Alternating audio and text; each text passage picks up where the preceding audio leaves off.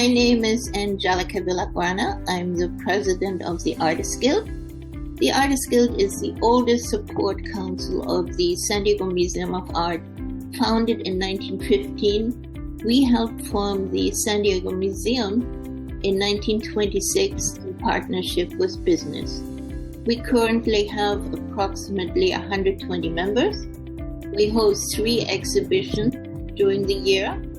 We give our members the opportunity to show their work during monthly Zoom meetings, and we promote our members through our website and Facebook. During the past 2 weeks, we hosted our fall membership exhibition at Gallery 21 in Balboa Park. It was also online during the month of September. We received 188 submissions, and our juror, Julie Weaverling, selected 54 works. 2 of them were online only. I also would like to say that we use the blind jurying process, which means that Julie did not see the names of the artists when she looked at their works. And now it's my pleasure to introduce our juror, Julie Weaverling, the director of Front Porch Gallery, a nonprofit gallery in Carlsbad, California. She is also an artist. She's represented by ucgallery.com.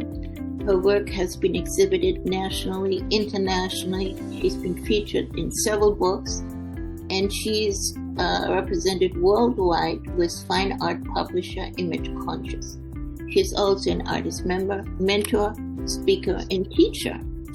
So I think she will also talk to us a little bit about her project, The Lift the Sky, after we're done with introducing the show. With that, Julie, let me pull out the PowerPoint, and it's up to you.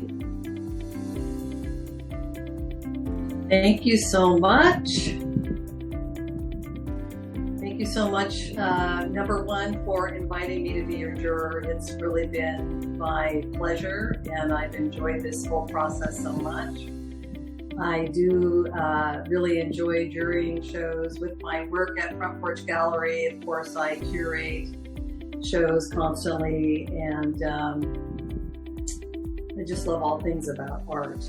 So just a little brief addition to what Angelica already had said about me.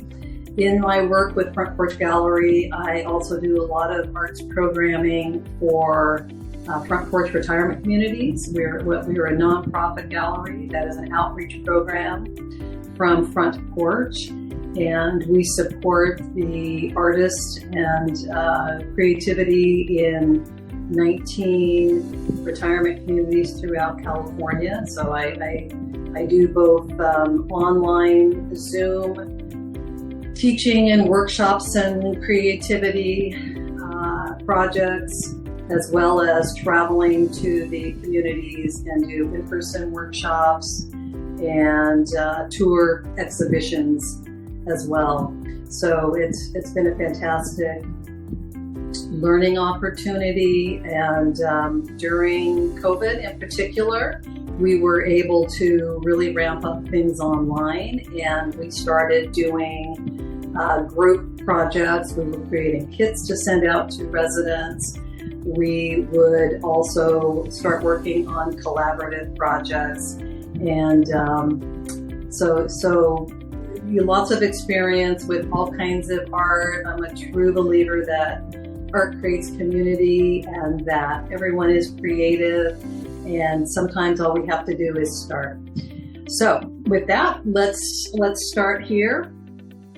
I will say that I was so happy when after jurying the works online, when I got to the Gallery 21 to select the awards, wow, it was just an absolutely gorgeous show. So I'm going to tell you just a little bit about the way that I generally like to jury shows, and particularly if it's online, doing the jurying online itself.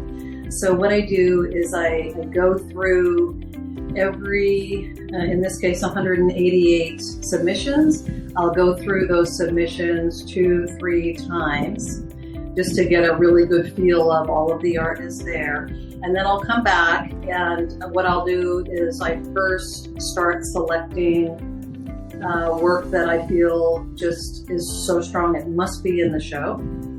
And then I will go through and make decisions on pieces that I don't think are going to work for the show, and we'll take those out.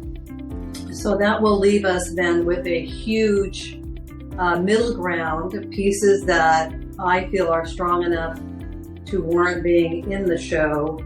And then it's kind of really a process of elimination and going through, picking, really examining the work closely and trying to pick the strongest pieces. Ultimately, I also try to put together a beautiful show so that, as they say, the sum of the parts is greater. The whole is greater than the sum of the parts. And so each of the artworks selected, I feel, is worthy of being in this exhibit and probably most others. And then when you put it all together and the way that it was hung, it's just absolutely gorgeous. So thank you for that. And with that, I think we can start. We'll just give a little information about the selected winners. Okay, we are starting with our 3 honorable mentions. And our first piece here is Flat Rock at Torrey Pines, Etching and Aquatint by Julianne Ricksecker. Now, Angelica mentioned that we use a blind jurying process. However, I will say that I knew immediately and recognized that this was Julianne's work, and I'm a fan of her work. And I particularly love, I love all of her work, but I love her etchings. And maybe because I have no idea really how to do that myself, and it's a bit of a mystery, which I like. But I love what she's done here, the composition. At first glance, there's a simplicity to this piece. As you look a little bit deeper and closer, there's so much going on in the water, in the trees, in the sky, in the cliff. And the coloring is absolutely gorgeous. You'll hear me as we go through this. I'm super focused on design and value as the sort of key ingredients that I'm always looking for in a successful artwork. And this piece certainly has that. And the color is just, it's just sublime, really. It's just so lovely. So I think those are my comments there, and let's move to the next one. Okay, this honorable mention is by Mick Young Osborne. It's called Sunset in LA, Oil on Canvas. I think that what you're looking at on the screen is a little bit more saturated than the piece in person. The piece in person, it's just beautifully, it's painterly, the colors are wonderful. The composition is very strong, and you can see the lights and the darks that just give this a really, it's almost a vintagey, impressionistic. It's realistic, but completely, it's just lovely, just absolutely lovely. Okay, we can move on. Our last honorable mention is by Jeff Pressburg, and this is Yellow Rose, Oil on Canvas Panel. Happily, we find that this piece actually sold, I think, the day the show was hung, which is really fantastic. This is a smaller piece. I just am a sucker for this type of simple still life. And this one is just so beautifully done. Again, the composition, the lights and the darks, I mean, your eyes just go right to that flower, the light, the shadows that are coming off of the vase. And the color is just gorgeous. It's a small little piece and it's just packs a punch.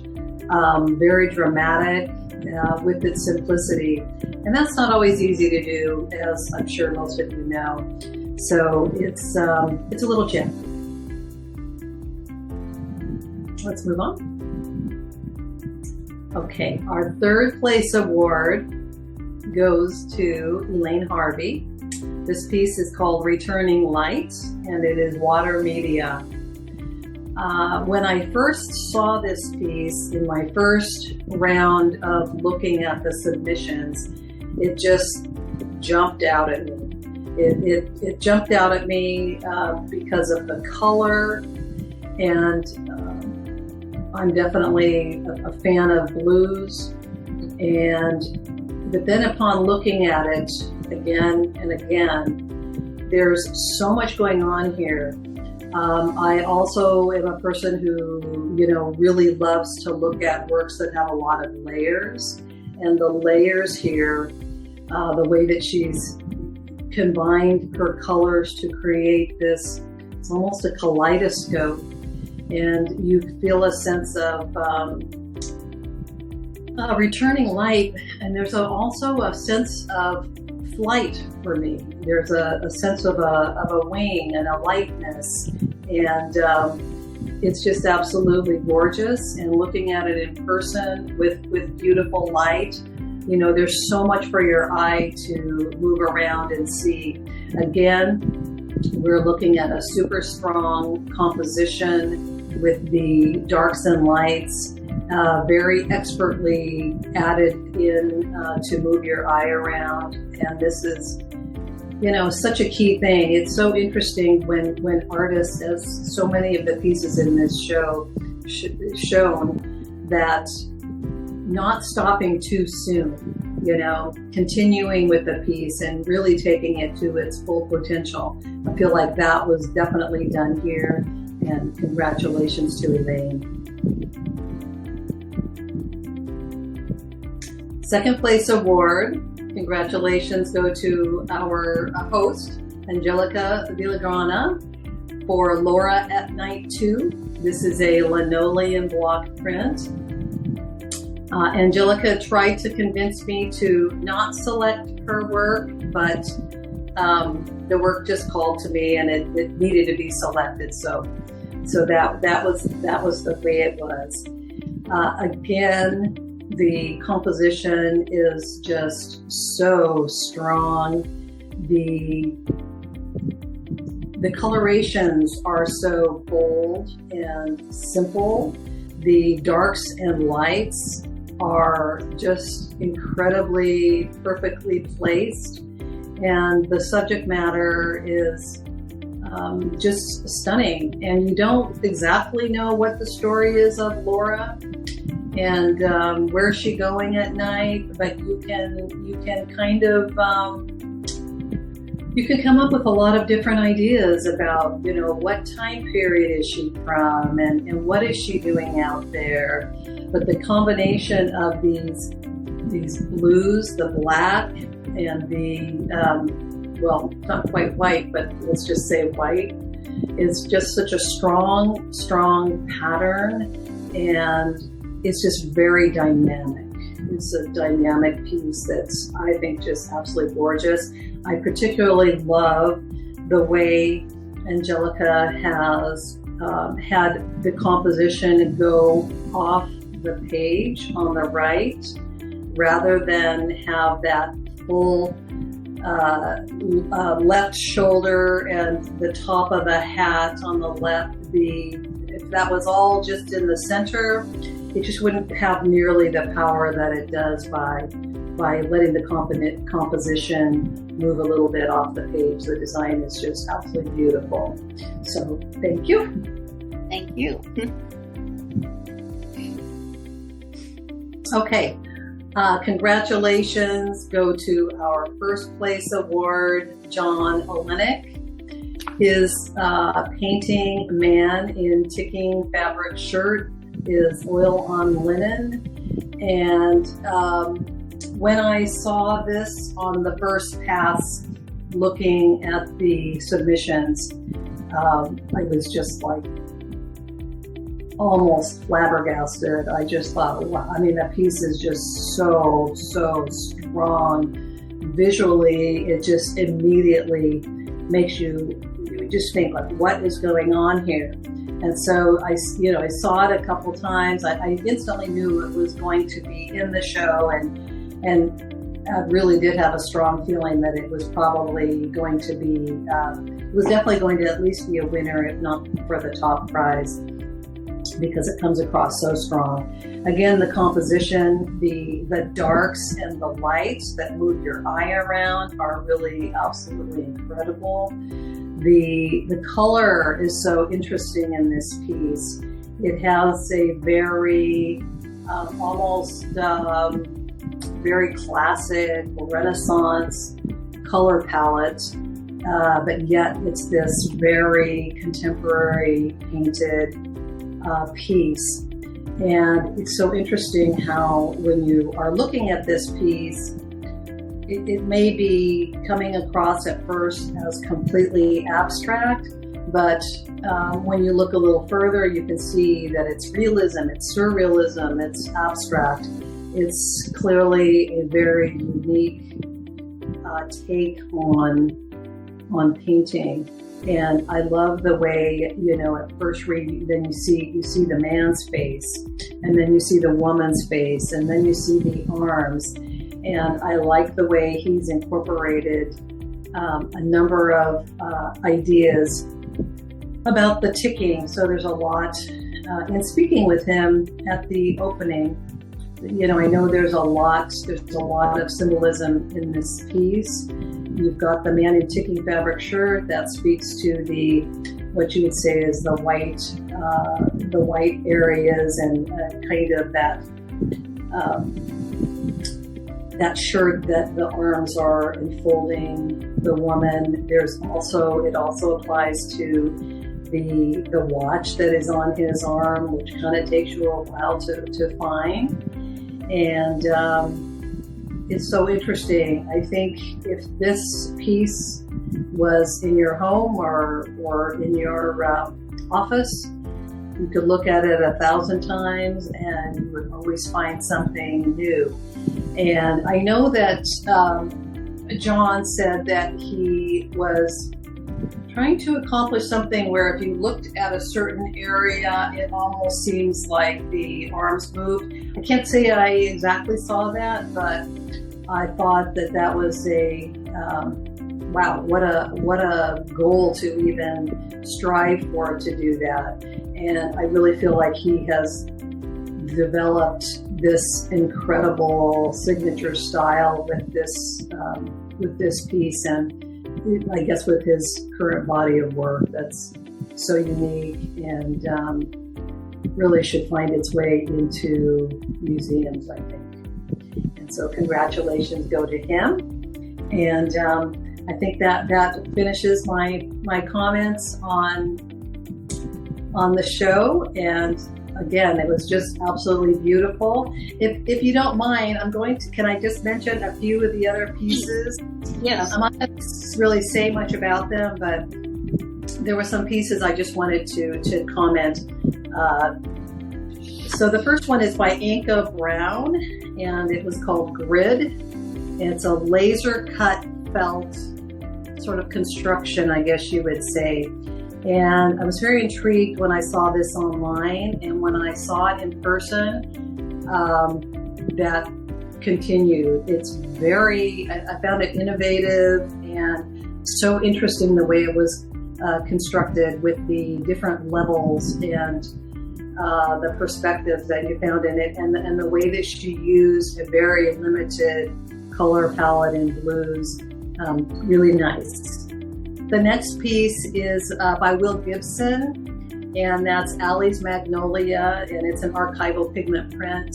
Again, man, that was such a strong composition. The black and white, that gorgeous magnolia bloom that was just absolutely stunning. Just a really gorgeous piece.